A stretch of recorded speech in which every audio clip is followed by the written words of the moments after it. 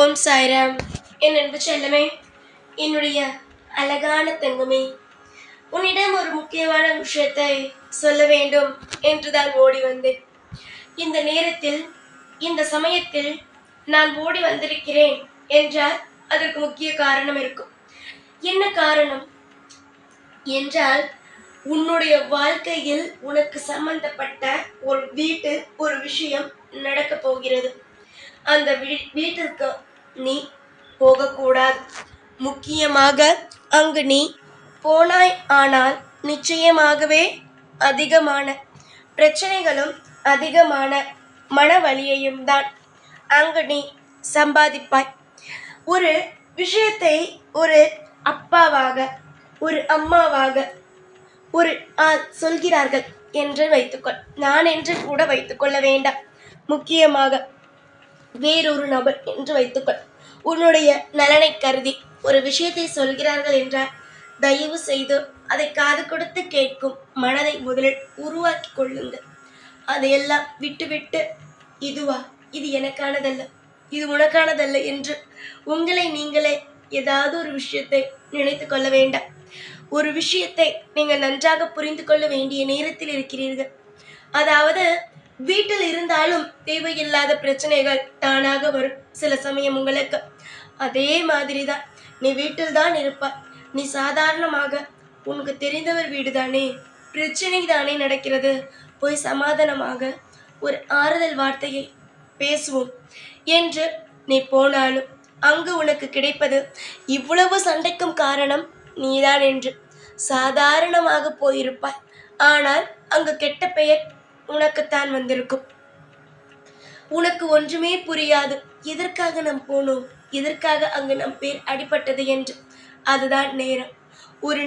ஒரு இடத்தில் ஒரு நபருக்கு நேரம் சரியில்லை என்றால் அவன் சாதாரணமாக அங்கு ஏதாவது நன்றாக இருக்கிறீர்களா என்று கேட்டால் கூட சுற்றி இருப்பவர்கள் என்னிடம் கேட்கவில்லையே, உன்னிடம் மட்டும் எப்படி கேட்டான், அப்படி இருந்தால் என்னை அவன் வெறுக்கிறானா என்று ஒரு பிரச்சனை உருவாகும்.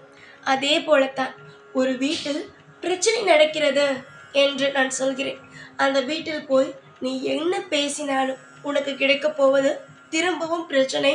அந்த பிரச்சனை அனைத்திற்கும் காரணம் நீதான் என்று புரிகிறதா?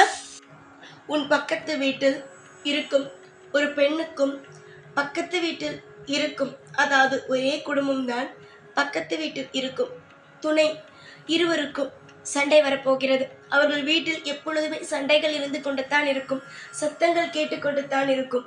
நீயும் நிறைய முறை சொல்வாய், உங்கள் வீட்டில் ஏன் அடிக்கடி இந்த மாதிரியான சத்தங்கள் வருகிறது, எதையும் நீங்கள் குடும்பத்தை பார்த்து நடத்துங்கள் என்று அதிகமான அறிவுரைகளையும் அக்கறையான வார்த்தைகளையும் அவர்களிடம் நீ சொன்னாலும் அந்த பெண் சொல்வாய், நான் எப்பொழுதும் போலத்தான் இருக்கிறேன், ஆனால் என்னுடைய துணைதான் சரியில்லை, எப்பொழுதுமே தவறான பழக்கத்தில் இருக்கிறார், அதை கண்டிக்க போகும் பொழுதுதான் பிரச்சனைகள் அதிகமாக மாறுகிறது என்று. ஆம் தங்கமே, அவன் துணையானது சரியில்லைதான். அந்த துணையால் தான் அந்த குடும்பத்தில் பிரச்சனை நடக்கிறது. அந்த குடும்பத்திற்கும் உனக்கும் என்ன தொடர்பு என்பதையும் சொல்கிறேன். நீ எப்பொழுதும் அந்த பெண்ணோடு போய் பேசுவாய், அறிவுரைகளை சொல்வாய், ஆனால் அது அவருடைய துணைக்கே பிடிக்கவில்லை. அந்த பெண்ணை தனிமைப்படுத்த வேண்டும், யாருமே இல்லாமல் ஒரு தனியாக நிற்க வைக்க வேண்டும் என்று நினைக்கிறான். முக்கியமாக சொல்ல போனால் அந்த பெண்ணுடைய குடும்பத்தில் இருக்கும் யாருடனும் அந்த பெண்ணை பேச வைப்பது கிடையாது. அது அந்த பெண்ணும் பரவாயில்லை, நம் குடும்பம் தானே என்று அனைவரையும் விட்டுவிட்டால் யாரிடமும் பேசுவது கிடையாது, ஒரு நல்லது கெட்டதுக்கு போவது கிடையாது. அந்த பெண் பழகும் ஒரே ஆள் நீ மட்டும்தான். ஆறுதல் என்றாலும் சரி, ஏதாவது அறிவுரையாக இருந்தாலும் சரி, இல்லை ஏதாவது ஒரு பொருள் தீர்ந்து விட்டது என்றாலும் சரி, அந்த பெண் உடனடியாக உன்னிடம் வந்துதான் நிற்பாள். அந்த மாதிரியான ஒரு தோழிதான் உனக்கு. ஆனால் அதை புரிந்து கொள்ளாத அந்த மிருகத்தனமான அந்த மனிதன் உன்னை எப்படியாவது பிரிக்க வேண்டும் என்பதற்காக சண்டை போட, அந்த பெண் மூலமாக சண்டை போட திட்டம் போட்டு வைத்திருக்கிறான். தயவு செய்து சத்தம் கேட்கிறது, இல்லை அந்த பெண் ஏதாவது ஒரு விஷயத்தை உன்னிடம் அவனுடைய துணைக்கு நேராக பகிர்கிறது, துணைக்கு நேராக வந்து பேசுகிறது என்றால் அந்த இடத்தை விட்டு நகர்ந்துவிடும். தனியாக அந்த பெண்ணிடம், உன் துணை இல்லாத பொழுது என்னிடம் பேசு, துணை இருக்கும் பொழுது பேசி தேவையில்லாத சண்டைகளை வளர்த்து கொள்ள வேண்டாம் என்று சொல்லிவிடும். புரிகிறதா? இல்லை என்றால் அவனுடைய வீட்டிற்கு நீ போயிட்டு வரும் பொழுதெல்லாம் கோபம் வந்து அந்த பெண்ணை சண்டை போடுவார். இத்தனை சண்டைக்கும் காரணம் நீதான் என்று சொல்லும் பொழுது உனக்கு மன உளைச்சல். அது மட்டுமல்லாமல் உன்னுடைய குடும்பத்திற்கு இந்த விஷயம் தெரியும் பொழுது நீ ஏன் அங்கு போகிறாய், நீ ஏன் அந்த விஷயத்திலெல்லாம் தலையிடுகிறாய் என்று உன் குடும்பத்தில் இருப்பவர்களும் உன் மீது பழைய போட தயங்காமல் உன்னிடம் சண்டை போட ஆரம்பித்து விடுவார்கள். புரிகிறதா? எதுவாக இருந்தாலும் யோசித்து செயல்படும். நான் முழு விவரத்தையுமே சொல்லிவிட்டேன். இதுதான் உன் குடும்பத்தில், இதுதான் இப்படித்தான் நடக்கும், அப்படித்தான் நடக்கும் என்று. எந்த பிரச்சனையிலும் நீ போய் மாட்டிக்கொள்ளவே வேண்டாம். புரிகிறதா? உனக்கு வாழ்க்கையில் என்னென்ன நடக்கிறது, என்னென்ன விஷயங்கள் நடந்து கொண்டு இருக்கிறது எல்லாமே சொல்லிவிட்டேன். அதனால் பாதுகாப்பாகவும் ஜாக்கிரதையாகவும் எல்லா இடத்திலும் சுதாரிப்பாகவும் இருக்க வேண்டியது உன் கையில் தான் இருக்கிறது. என் கையில் உன்னை பாதுகாப்பதும், அது மட்டுமல்லாமல் எந்த இடத்திற்கு சென்றால் நல்லது, எந்த இடத்திற்கு சென்றால் தவறு என்று சொல்வதும் இருக்கிறது. நன்றாக தெரிந்த நபர்கள் தானே, நன்றாக நம்மோடு பழகிய நபர்கள் தானே என்று அறிவுரை சொல்லிவிடாதே. புரிகிறதா? யார் இருக்கிறார், எந்த இடத்தில் என்ன இருக்கிறது என்பதை பார்த்து பேசு. அதுவே உன்னுடைய வாழ்க்கையில் மிக மிக சிறந்த ஒரு நல்ல வழியாகும்.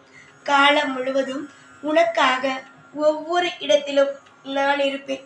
உன்னை தோற்று போகவோ, உன்னை ஒவ்வொரு இடத்திலும் உனக்கு தேவையான அனைத்து விஷயங்களையும் செய்யவோ இங்கு நான் இருக்கிறேன். கண்ணீரை துடைத்துக்கொள், எல்லாமே ஒரு நாள் மாறும். உனக்கு நான் சொல்ல வேண்டிய அனைத்து விஷயத்தையும் சொல்லிவிட்டேன். இதற்கு மேல் சுதாரிப்பாக இருப்பதும் இல்லை சுதாரிக்காமல் உன்னுடைய இஷ்டத்திற்கு நீ இருப்பதும் உன் கையில் தான் இருக்கிறது. காலம் முழுவதும் இதே போலவே இருக்க போகிறாயா, இல்லை சுதாரித்து வாழ்க்கையில் எப்படியெல்லாம் வாழ வேண்டுமோ அப்படி இருக்க போகிறாயா என்பதை நீயே முடிவெடுத்துக்கொள். உடலும் மனமும் உன்னுடைய வாழ்க்கையும் எப்பொழுதும் அமைதியாக இருக்க வேண்டும் என்றால் சில விஷயத்தை பார்த்துதான் கையாள வேண்டும். அப்படிப்பட்ட நிலையில்தான் இருக்கிறாய். நீ எல்லாம் சரியாக செய்தாலும் உன் கூட இருப்பவர்கள் உனக்கு சில துரோகத்தை செய்தாலும் நீ அதை தாண்டித்தான் வர வேண்டும். நிச்சயமாக நான் சொன்ன விஷயத்தை புரிந்திருப்பாய் என்று நம்புகிறேன். கண்டிப்பாக உன் வாழ்வில் எல்லா விதமான அற்புதமும் எல்லா விதமான அதிசயமும் கூடிய சீக்கிரம் நடக்கும். இப்பொழுது இது போன்று நடக்கும் சில விஷயத்தை தாண்டி வா. நான் இருக்கிறேன் உனக்காக எப்பொழுதும் உன் கூடவே. ஓம் சாய்ராம்.